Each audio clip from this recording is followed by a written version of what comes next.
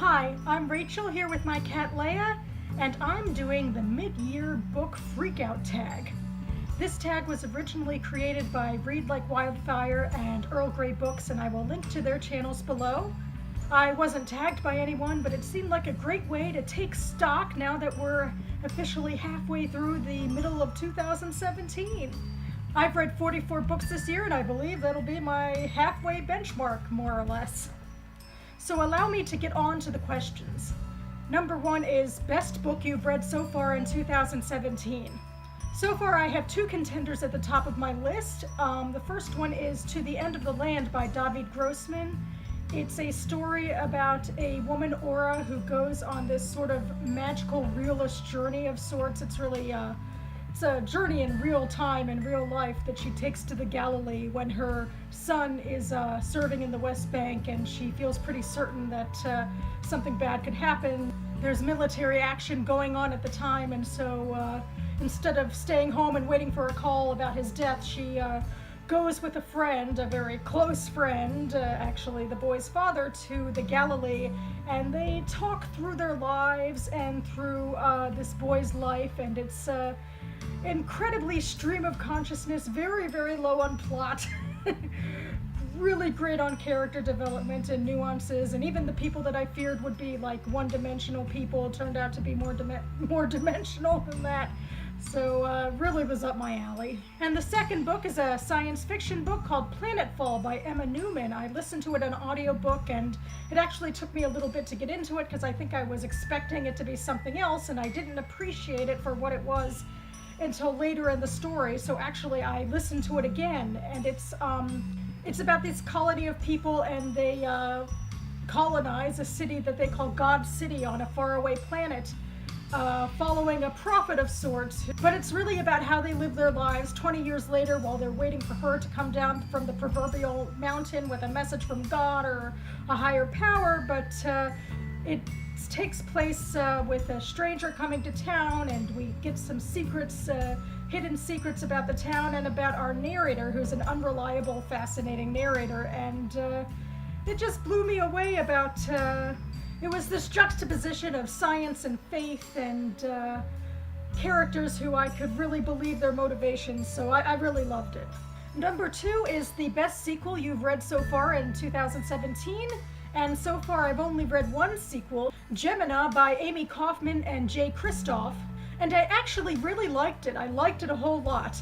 It's not the best crafted story, it's a pretty predictable adventure romp, but listening to it on audio was just an amazing experience. It was like this radio show, and they had all of these different voices. People were playing their parts like it was a play more than someone reading a narrative, and there were background noises and background songs. They even created a song that the writers wrote for this futuristic novel, and I really had a lot of fun, and obviously I couldn't have gotten the audiobook without the novel first, and I am looking forward to listening to the next one. Question number three I actually stole from Ink and Paper blog. He put in his best short story collection that he's read, and I also love reading short story collections.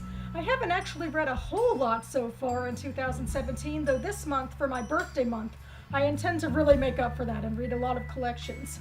And of the few that I've read, I only gave one 5 stars, and it was Best American Short Stories of 2016, which was edited by Junot Diaz, and I just thought he provided a really eclectic and thoughtful collection, and I really liked his opening essay, which was about his personal experience with writing short stories and why he came to it rather than some pie in the sky, highfalutin, this is what the short story means sort of stuff. So yeah. Question number 4 is new releases that I want to read but I haven't gotten to yet. And I actually have 2 books on my bookshelf that I talked about for my most anticipated reads of the year, and I still haven't gotten to them. Here's The Wanderers by Meg Howry, and it's a literary speculative fiction story, I believe, about a mission to Mars, but it's really about the astronauts and their families as they are preparing for the trip. And this is My Jewish Year by Abigail Pogrebin, and it's a memoir about this author who is a mostly non-religious Jew, taking on all of the holidays for a year and talking about the experience. Question number 5 is my most anticipated release for the second half of the year, and I would definitely have to go with The Book of Separation, which is a memoir by Tove Mervis. It's coming out on September 19th. And I actually mentioned this about a couple of years ago in a video that I did on Tove Mervis's works, because she's one of my favorite authors. So I'll link the video down below. And this memoir is about her moving away from her religious community and her marriage and stoking out a new sort of life for herself. Question number 6 is my biggest disappointment so far, and I've gone with Tales of Dragon-Con, that's edited by Bill Fawcett. Admittedly, I went into this story thinking it would be nonfiction about the Dragon-Con convention that happens in Atlanta, and it isn't. It's short stories, and that's fine. But these are science fiction authors writing short stories, and they were just so bad. They were petty and one-dimensional, and the whole collection was filled with grammatical mistakes, and I just didn't like it. I gave it 2 stars, and it's the only one I've given 2 stars to so far this year. Question 7 is the biggest surprise so far this year, and I guess I'm going to go with The Bronte Myth by Lucasta Miller. I really got into it more than I thought. I was worried because I don't usually read a lot of nonfiction, and I've been a little rusty on reading literary criticism and so forth, but she really just got me really invested into the sisters and just made everything seem so approachable, and I was just fascinated by the arguments that she put forth about how to try to understand these people that you really can't understand too much. We don't have a lot of first-hand sources from them, and then she went into the ways that the Brontes were perceived throughout history while maintaining a sort of objective view in the here and now, and trying not to put too much of a spin on them that so many people have done before, and I found it all very fascinating. And number 8 is a favorite new author, a debut author, or new to you, and I read a lot of new authors. I actually was looking over my list of 5-star reads so far this year, and the only one that I've actually read other books from is Charlotte Bronte. But I'm going to talk about someone I gave 4 stars to with Americana. It's Chimamanda Ngozi Adichie. I really liked Americana a whole lot, and it really propelled me into thinking that I was very intrigued already by her other fiction, and now I definitely want to get into her backlist and give it a try. Question number 9 is newest fictional crush. I don't do a lot of that fictional crushing, so I'm going to kind of be creative with this question and talk about 2 characters from Planetfall, Ren and Sue Mi, because I really identified with Ren, who fell in love with Sue Mi and then followed her halfway across the galaxy. That seems like something I might do. I definitely get feelings for charismatic people, and I understand what it's like to feel sort of stuck on your life and trying to make a change, and going after this charismatic person who is so charismatic that she becomes prophetic to a whole colony of people. But yeah, I really identified with Ren and her relationship with Sue Mi. Question number 10 is your newest favorite character. I feel like lately I've been criticizing some male authors for their female characters. I occasionally don't find some of these female characters very compelling and very three-dimensional, so I thought that I'd mention Aura, who is the main character in David Grossman's To the End of the Land, because she is very three-dimensional, and we get very deep into her head and into her relationships, and she's just so compelling, and her grief is so palpable, and it was just an amazing performance.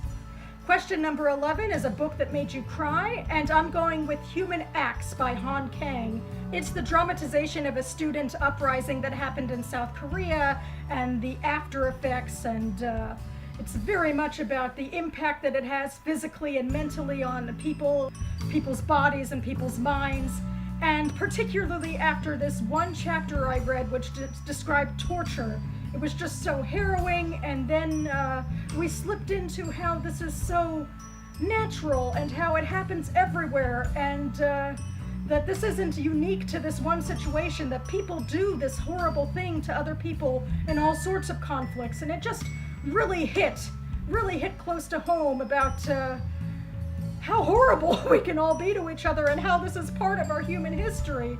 This horrible way that we treat each other, and it was just really well done. I think it was one of those things that fiction can bring to the fore, how this sort of physical and psychological torture really affects people in both the present and then in the future.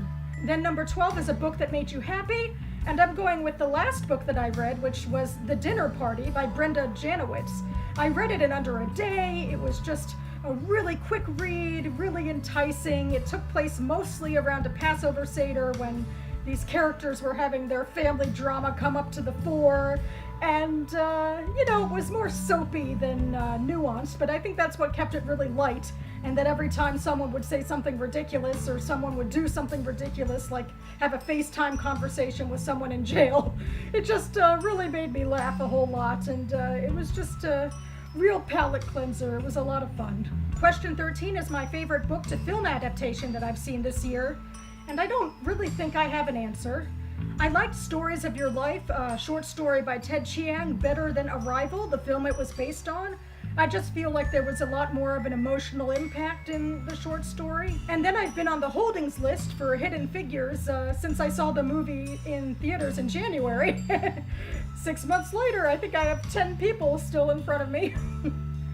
And then I really want to see My Cousin Rachel, and I've been holding off on it because I haven't read the book yet. And of course, speaking of holds at the library, that is a lot right now. Question 14 is my favorite review that I've written so far this year, or my favorite BookTube video that I've made this year, or maybe I'm supposed to combine the two. I've seen different variations of this question, and I'm not sure how to answer exactly. I actually review every book that I read on Goodreads, in an amateur style, and I'm not sure exactly how to pick my favorite of those. And I guess I feel the same about BookTube this year. This is my first year actually doing a whole bunch of videos. But last year, I actually started my Sammy Rohr Prize for fiction. It's a prize given to an emerging Jewish author, either in fiction or nonfiction annually, and I've been working on reading and reviewing some of the fiction finalists and winners. And just last month, I finished the fiction portion of that backlist, and I am really proud of that, and I'm proud of the reviews that I did for that. And so I'll link my Sammy Rohr playlist down below. Question 15 is the most beautiful book I've bought or received so far this year, and I'm going with Modern Lovers by Emma Straub. I think I talked about this in my latest haul video, and it just really brings home the point about how much I love this cover, because I took an Instagram photo of it and the colors just popped in that picture. They're not really that great here on this camera, but that one picture is just my favorite picture I've taken in a whole long time, so this has to be my favorite cover. And question 16 is what are the books that I have to read by the end of the year? I guess I don't have to read anything, but I do have anticipated BookTube videos that I want to make throughout December, which require me reading specific books to fit that topic. So I have a few of them on my shelves, and I thought I'd share them with you. I have a Meg Wolitzer backlist video that I want to make, so I have to read these 3 books. Here's Surrender Dorothy, The Wife, and Friends for Life. I'm also intending to do a Jewish alternative history video soon with some novels that have been recently published. And one of them that I found and will be reviewing is The Book of Esther by Emily Barton. And finally, I'm hoping to round out the year by reviewing some novellas, the type of really small press, really small books that tend to escape most people's notice. And so this is one that I already own. It's Pilgrim by Julie Stiersta. Very glossy cover. And that about covers it for me. I've rambled on enough that my companion has left me, as she tends to do when I have an unscripted rambling video. So I guess I'm gonna go and edit this now. I hope you've all had a great first half to your reading year, and that you'll have another great half for the end of the year. And thanks so much for watching. I'll see you next time.